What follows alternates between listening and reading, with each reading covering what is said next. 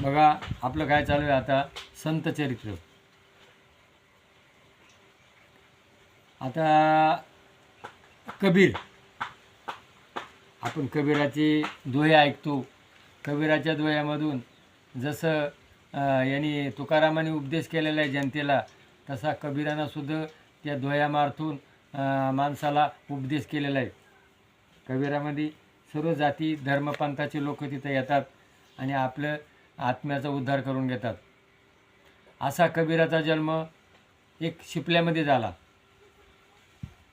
नदीमध्ये एक शिपला, याच्यामध्ये चंद्रभागेमध्ये एक भागीरथीमध्ये असे 2 शिपले वाहत गेले. कबीर हा याचा व्यासाचा अवतार आहे. कबीराने एक कोष्टी विणकाम करणारा निचकोळीतला, आणि त्याला ते मुलगं सापडलं आणि त्यांनी ते मुलगं लहानचं मोठं केलं. बघा, त्या मुलाला लहानपणापासूनच त्याला रामाचं भक्तीचं याड होतं आणि ते सतत भजन करायचं. आणि त्यांच्या घरामध्ये ते शेले विणायचे आणि शेले विणायचं काम त्याला दिल्यानंतर तो शेले विणायचं काम टाकून भजन करत बसायचा. आणि मग त्याची आई त्याला पूर्वी मुलानं जर काम नाही केलं तर आई शिक्षा करत होती.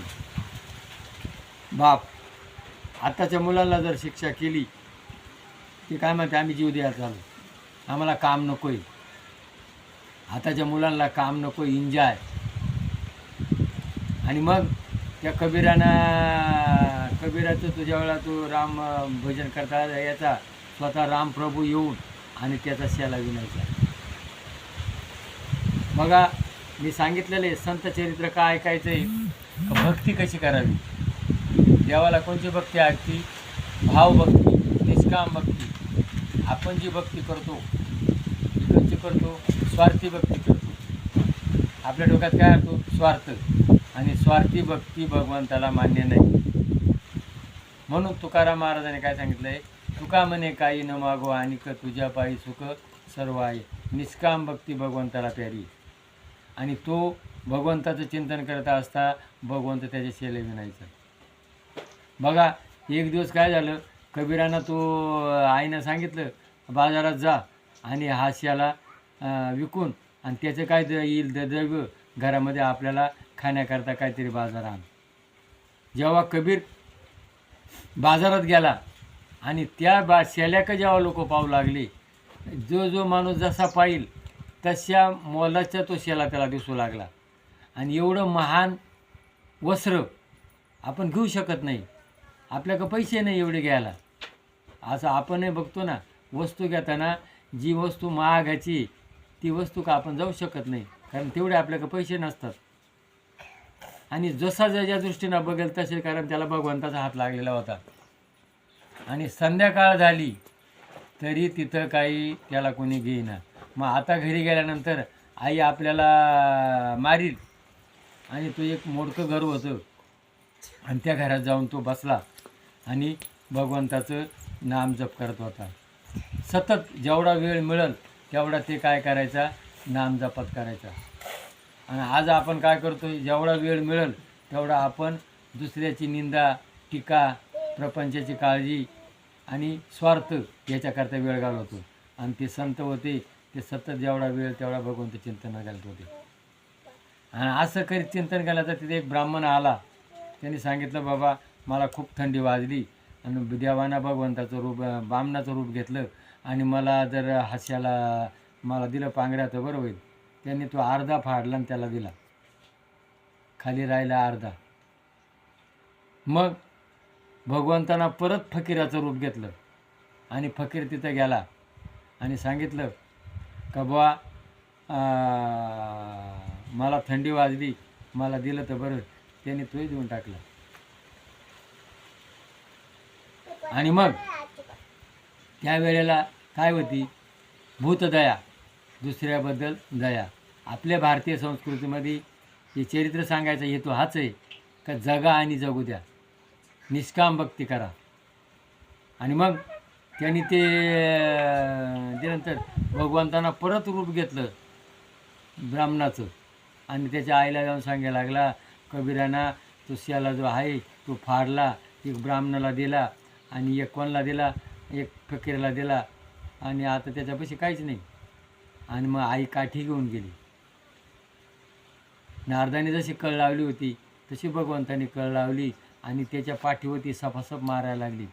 बघा, ज्या वेळेला कबीराला मारायला लागली तेव्हा इकडं रामप्रभूच्या अंगावरती वळ उठायला लागले. जसं विठ्ठलाच्या याच्या चोख्या मेळ्याच्या गालात मारली होती तर इकडे भगवंताचा गाल सुजला होता. तसं त्याच्या मारल्यानंतर भगवंताच्या अंगावर वळ उठले आणि मग भगवंतानी त्याची माफी मागितली आणि मग तो घरी गेला. नंतर मग कबीर मोठा झाला. कबीराचं लग्न केलं, त्याला मुलगा झाला, त्याचं नाव कमल. मुलगा झाला तरी त्याची जी वृत्ती होती निष्काम, आणि त्याचं प्रपंचात काय मन लागत नव्हतं.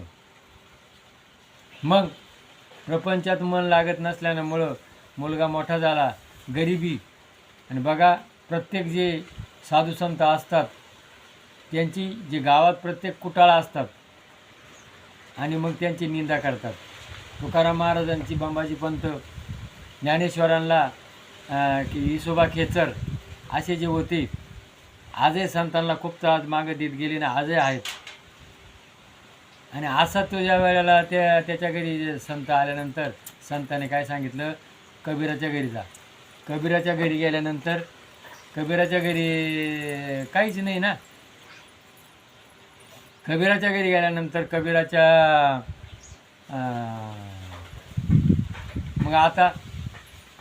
मग त्याच्या बायकोनं सांगितलं का संतांना जेवण घालायचं आहे, मग आपल्याकडं काहीच नाही आहे. मग कबीराच्या बायकोनं काय केलं, याच्या घरी गेली, वाण्याच्या घरी गेली. म्हण बा मला संतांना जेवण द्यायचे आणि मग तुम्ही बाजार दिला तर बरं होईल. तू म्हण मी तुला बाजार देतो, पण संध्याकाळी येशील का माझ्याकडं? हा, येईल म्हण. आणि तिनं तो बाजार दिला. तो बाजार घेऊन आणि मग ती घरी आली. घरी आल्यानंतर संत जेवले, संत झोपले.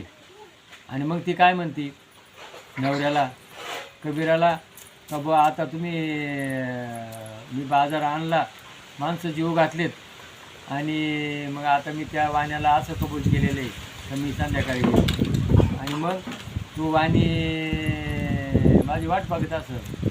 बघा, बाहेर पाऊस चालू होता. त्यांनी तिला खांद्यावर घेतलं आणि खांद्यावर घेतल्यानंतर तो वाण्याच्या दारात जाऊन तिला उतरवलं. वाण्याला वाटलं आता पाऊस चाललेला आहे, तिचे पाय माखले असतील. तो घरातून पाणी आणलं. पाय धुऊ म्हणा.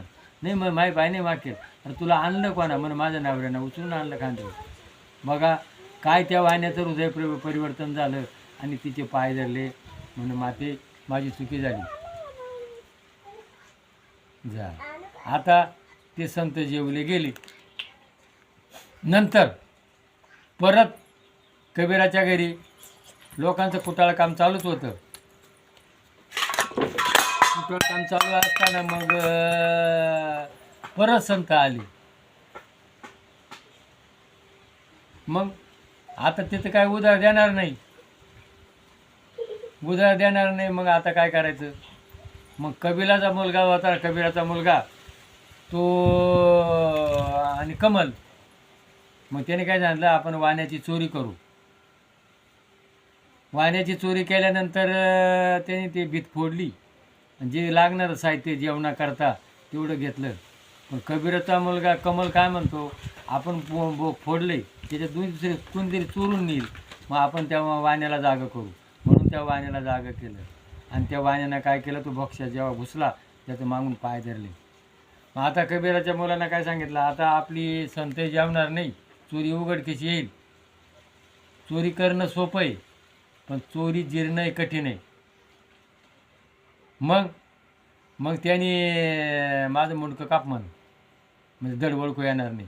बघा कबीरानं मुंडकं कापलं आणि ती मुंडकं आणि तो बाजार घेऊन गेला, संत जीव घातले आणि ते शिर शिकायवर ठेवलं होतं उंच ठिकाणी.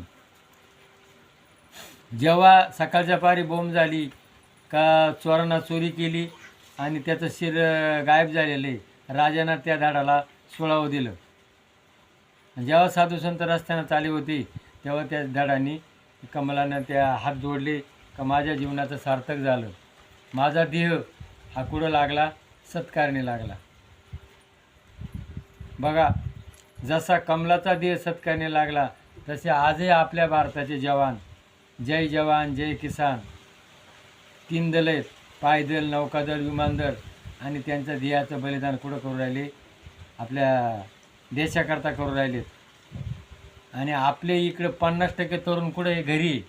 ती काय करतात, मोबाईल, आय लव एन्जॉय, आणि काम नको, धाम नको, काही नको, आईबाप वृद्धाश्रमामध्ये. आणि आज जवान तिकडे काय करतात, सीमेवरती आहे म्हणून आज आपण आहे, नाही तर आपण इथं राहू शकत नाही. तसं त्या कमलांना त्याचा ध्येय आहे ना, हा कोणाकरता, संतांच्या कामाकरता दिला. बघा किती त्यागाची प्रवृत्ती. आपल्या याच्यातून काय शिकायला मिळतं का त्यांनी काय केलं आणि आपण काय करायला पाहिजे. आणि मग त्या कमलांना हात जोडल्यानंतर ते साधू म्हणू, बाई काय काय विपरीत काय आहे. आणि मग त्यांनी जेव्हा कबीराच्या घरी गेले, परत चौकशी केली, मग त्यांनी सांगितले सत्य परिस्थिती, असं असं केलं म्हणून. आणि मग ते धड आणलं, ते शिर आणलं आणि ते एकमेकाला लावलं. लावल्यानंतर त्यांनी काय केलं, ते धड मुलाला जिवंत केलं. बघा नंतर मग आता कबीराला गुरु करायचा होता. मग कबीराला गुरु कोण, रामानंद स्वामी. आता रामानंद स्वामी गुरु करायचा त्यावेळेला जातीयता अस्पृश्यता होती आणि तो नीच जातीचा असल्यामुळं त्याला तो उपदेश करूनच नव्हता. आपण याने काय केलं, त्याचं नाव घ्यायचं, म्हणून माझा गुरु कोण, रामानंद. आणि त्यांनी सांगितलं मी तुला कधी गुरु केलं, कोण साक्षीदार आहे म्हणून. आणि त्याने काय केलं, पायाचा खडवा होता आणि तो त्याच्या फेकून मारला, त्याचं डोकं फुटलं. लोक बघत होते. त्यावेळेला कबीरानं सांगितलं का बा म्हण, त्यावेळेला तुम्ही काय म्हणले, गुरु साक्षीदार कोण आहे, बघा एवढी पब्लिक भक्ती तुम्ही मला उपदेश केला. जसा नामदेवाच्या डोक्यामध्ये मुक्ताबाईंना थापटी मारली तशी यांनी त्याच्या डोक्यामध्ये चप्पल खडवा मारला, डोकं फुटलं. आणि रामानंदांनी मग त्याला आशीर्वाद दिला का खरी परीक्षेला उतरला. असा कबीर निष्काम वृत्ती.